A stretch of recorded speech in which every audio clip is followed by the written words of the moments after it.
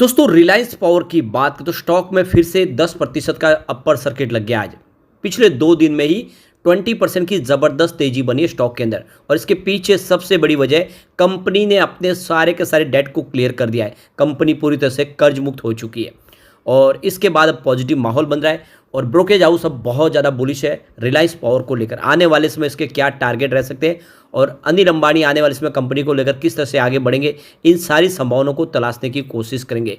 साथ में जो बड़ी डील हो रही है वो डील भी क्या इशारा कर रही है उनकी तरफ से, क्या बड़े फंड हाउस का रुझान पॉजिटिव बना हुआ है और फंडामेंटली कंपनी इस समय कितनी मजबूत लग रही है, क्या यहाँ पे अपॉर्चुनिटी है और क्या इसकी वीकनेस है, वो जानने की कोशिश करेंगे इस वीडियो के माध्यम से। लेकिन फ्रेंड उससे पहले अगर आप पहली बार हमारे चैनल पे आए तो चैनल को सब्सक्राइब कर दीजिए, एक बेल आइकॉन दबा दीजिए ताकि जब भी नया वीडियो बने पहला नोटिफिकेशन आपको मिले। वीडियो पसंद आए तो लाइक से जरूर कीजिए। चलो फ्रेंड्स वीडियो स्टार्ट करते हैं। मैं हूँ आपका दोस्त एसबी दवे और हमारे अपने चैनल ऑनलाइन कमाई में आपका बहुत बहुत स्वागत है। तो सबसे पहले रिलायंस पावर के कारोबार की बात करें तो स्टॉक की शुरुआत आज पॉजिटिव हुई 29.70 पर। कल क्लोजिंग 28.68 के आसपास थी। तो देख सकते हो कि सुबह सर्किट खुला, खरीदारी का मौका मिला। इंट्राडे में 29.56 का लो भी बना, यानी निचले लेवल से लोगों ने अच्छी खासी खरीदारी की और जो हाई है वो 31.54 का यानी 10% का अपर सर्किट लग गया। तो देख सकते हो कि स्टॉक तेज़ी से दौड़ते फिर से 30 को क्रॉस कर चुका है। अब इसकी परफॉर्मेंस देखें तो पिछले 5 सालों में इसने 430% का शानदार रिटर्न दिया है। कोविड काल में स्टॉक ₹1 के आसपास आ गया था। पिछले 2 साल की बात करें स्टॉक ने 132% का पॉजिटिव रिटर्न दिया है। पिछले 1 साल में 126% की इसमें तेजी बनी है। 6 मंथ की बात करें तो 28% स्टॉक दौड़ चुका है। पिछले 1 महीने में 26% की तेजी बनी है। लेकिन 1 वीक की बात करें तो स्टॉक ने 28% का शानदार रिटर्न दिया है, यानी पिछले 6 महीनों में सबसे शानदार रिटर्न देखे तो पिछले 1 सप्ताह में इसने दिखाया और एक दिन के हिसाब से 10% की तेजी बन चुकी है। तो काफ़ी बेहतर प्रदर्शन करा और वॉल्यूम ज़बरदस्त बढ़ चुका है। पिछले 1 महीने पहले इसका 3 करोड़ का वॉल्यूम था, 2 करोड़ की डिलीवरी उठाई गई थी। 1 वीक पहले 6 करोड़ का वॉल्यूम होता, 3 करोड़ की डिलीवरी उठाई गई थी और कल 16 करोड़ का वॉल्यूम होता ज़बरदस्त, 7 करोड़ की डिलीवरी उठाई गई थी और आज भी सर्किट के बावजूद अभी बाजार शुरू है और 16 करोड़ का वॉल्यूम हो चुका है, यानी वॉल्यूम बढ़ने की अभी भी उम्मीद दिख रही है। तो 29.56 इंट्राडे का लो, लेकिन हाई 31.54 का। 52 वीक का लो 13.80 और हाई 34.45 है। तब आप देख सकते हो कि ऊपर के लेवल से मात्र ₹3 बचा है, बिल्कुल एक नया हाई बनाने को तैयार है। और इसके पीछे वजह है कि कंपनी हो गई है कर्ज मुक्त और मार्केट एक्सपर्ट कह रहे हैं कि 36 तक स्टॉक जा सकता है। तो रिलायंस पावर के शेयर में कीमत में और बढ़ोतरी की उम्मीद है। तो चॉइस ब्रोकिंग की तरफ से सुमित बगड़िया का कहना है कि अनिल अंबानी ने अपनी कंपनी को पूरी तरह से कर्ज मुक्त कर लिया है। कंपनी ऑपरेशनल कैपेसिटी बढ़ाने में सक्षम है। इससे बाजार में निवेशकों का ध्यान रिलायंस पावर के शेयरों की ओर आकर्षित हुआ है और उन्होंने कहा कि रिलायंस पावर के शेयर में 28 पर एक नया ब्रेकआउट दिया और ये जल्द ही 36 के स्तर को छू सकता है। यानी ब्रोकरेज हाउस इस समय जो एक बड़ी इन्होंने रणनीति बनाई जिसके तहत कंपनी ने सारा कर चुका है, अब यहाँ पे बुलिश हो चुके हैं और आने वाले समय पॉजिटिव संभावना दिख रही है। स्टॉक बॉक्स के रिसर्च एनालिस्ट पार्थ शाह ने रिलायंस पावर के शेयर की कीमत पर कहा कि रिलायंस पावर स्टैंड अलोन आधार पर कर्ज मुक्त होने और लैंडर्स को सभी बकाया राशि चुकाने के कारण इसमें एक लोकप्रियता हासिल करी। लोगों का रुझान स्टॉक को लेकर पॉजिटिव बना है। कंपनी के पास लगभग 800 करोड़ का कर्ज था जिसे बैंकों को उन्होंने चुका दिया है। इसके अलावा कंपनी ने मोदी सरकार के एनर्जी पॉलिसी का भी आने वाले समय लाभ लेते हुए कंपनी दिखाई देगी। और देख सकते हो कि सरकार ऑलरेडी ग्रीन एनर्जी सेक्टर को पूरा प्रमोट कर रही है। ऐसे में रिलायंस पावर के लिए राह आसान हो चुकी है और बड़ा टेंशन खत्म हो चुका है। पिछले 3 ट्रेडिंग सेशन में देखें तो स्टॉक ने 26% का शानदार रिटर्न दिया है, यानी काफ़ी कम समय लोगों को इसने ज़बरदस्त रिटर्न दिया है। ईयर टू डेट के हिसाब से 31.65% का इसने पॉजिटिव रिटर्न दिया है। फिलहाल stock 5 day, 10 day, 20 day, 30 day, 50 day, 100 day, 150 day, 200 day moving average से ऊपर आपको ट्रेड करता हुआ दिखाई देगा। और यहाँ पे अगर हम इसके पी रेशियो की बात करें तो 235.23 के आसपास है। जो प्राइस टू बुक रेशियो के हिसाब से देखें तो उसकी वैल्यू 1.23 है। अर्निंग पर शेयर ईपीएस देखें तो 0.12 के आसपास है और रिटर्न ऑन इक्विटी देखें तो 0.52 का है।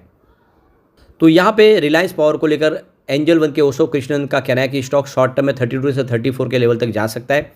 और यहाँ पे इसका जो अगर आप लोअर साइड देखें तो 26 से 25 के आसपास इसको सपोर्ट समझ के आप इसमें बने रह सकते हैं। तो 34 तक स्टॉक जाएगा, फिर अब एक बार थोड़ी सी इसमें हो सकता है प्रॉफिट बुकिंग की संभावना बने। दूसरी तरफ देखें तो यहाँ पे आनंद राठी की तरफ से जिगर एस पटेल का कहना है कि आने वाले इसमें स्टॉक 25 से 32 की रेंज में आपको ट्रेड करता हुआ दिखाई दे सकता है। अब इसके हम SWOT को एनालिस करें, यानी इसकी स्ट्रेंथ वीकनेस को देखें, तो यहाँ पे सबसे पहले इसकी स्ट्रेंथ है जो 10 दिखाई दे रही है, काफ़ी मजबूत है। अब इसकी स्ट्रेंथ को देखें तो यहाँ पे इसकी जो शॉर्ट और मीडियम टर्म लॉन्ग टर्म में इसकी प्राइस में काफ़ी अच्छी मूवमेंट देखने को मिली है। इसके अलावा स्टॉक ने पिछले 5 सालों का देखें तो हाईएस्ट रिटर्न दिया निफ्टी 500 के मुकाबले। इसके अलावा देखें तो इसकी जो नेट प्रॉफिट है उसकी इंक्रीज हुआ क्वार्टर ऑन क्वार्टर मार्जिन पे। इसके अलावा company net cash flow generate करने में बिल्कुल यहाँ पे इस समय काबिल दिख रही है। इसके अलावा कंपनी में प्रमोटर की कोई भी शेयर गिरवी नहीं, यानी पूरी तरह से जीरो प्लेस शेयर है।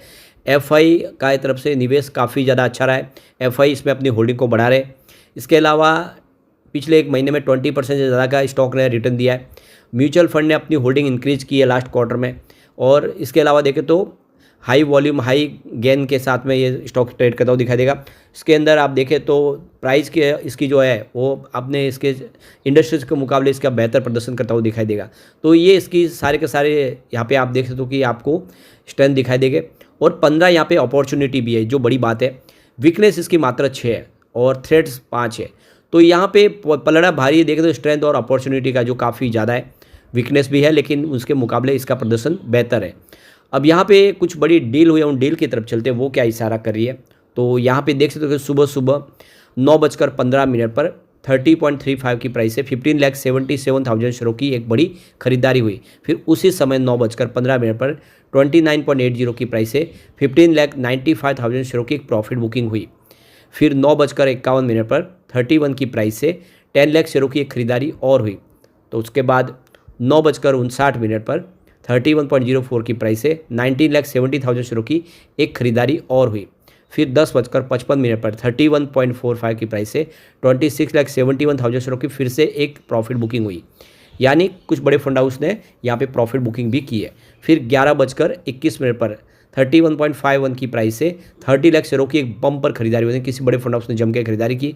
फिर 11:37 पर 31.54 की प्राइस से 75,80,000 शेयरों की ज़बरदस्त खरीदारी हुई, यानी किसी बड़े फंड हाउस ने जो 75 लाख के आसपास शेयर खरीदे उसकी वजह से सीधा लग गया अपर सर्किट। यानी इस लेवल पे जो खरीदारी हो रही है वो इशारा करिए कि आने वाले समय इसमें और एक शानदार तेज़ी की संभावना बन सकती है, स्टॉक और कमाल कर सकता है, तेज़ी से आगे बढ़ सकता है। तो अब आप देख सकते हो कि एक तो नई सरकार का गठन हो चुका है, सरकार बिल्कुल रिपीट हुई है, तीसरी बार मोदी गवर्नमेंट बनी है। और इस समय देखें तो पावर सेक्टर के लिए भी सरकार ने एक बड़ा ऐलान किया है। Green energy sector, new renewable energy sector के लिए अलग से अब मिनिस्टर बना दिया गया प्रहलाद जोशी को। और आप देख सकते हो कि पावर मिनिस्टर है वो मनोहर लाल खट्टर को बना दिया गया है। ऐसे में आने वाले समय जो इस सेक्टर के लिए और तेज़ी से कामकाज हो पाएगा। 2 अलग अलग मंत्री इस सेक्टर को मिल चुके हैं, जो पहले दोनों एक ही मंत्रालय RK सिंह के पास थे, अब दोनों अलग हो चुके हैं, ग्रीन एनर्जी के लिए अलग और पावर मिनिस्ट्री के लिए अलग। ऐसे में आने वाली सरकार तेज़ी से काम बढ़ाएगी, सरकार के सपोर्ट के दम पे, और कंपनी कर्ज मुक्त हो चुकी है। तो यह एक बड़ा मल्टीबैगर बन सकता है, यानी आने वाले समय निकट भविष्य में यह आराम से आपको 100 का टारगेट भी दिखा सकता है। तो लॉन्ग टर्म इन्वेस्टर के लिए अच्छा मौका है कि खरीदारी कर ले। लेकिन फ्रेंड, कोई भी इन्वेस्टमेंट करने से पहले अपने फाइनेंशियल एडवाइजर से बड़ा ले लें या अपना खुद का रिसर्च करें, क्योंकि मैंने वीडियो आपके एजुकेशनल पर्पज़ के लिए ही बनाया। वीडियो पसंद आए तो लाइक से जरूर कीजिए और चैनल को सब्सक्राइब कर दीजिए। Thank you friends.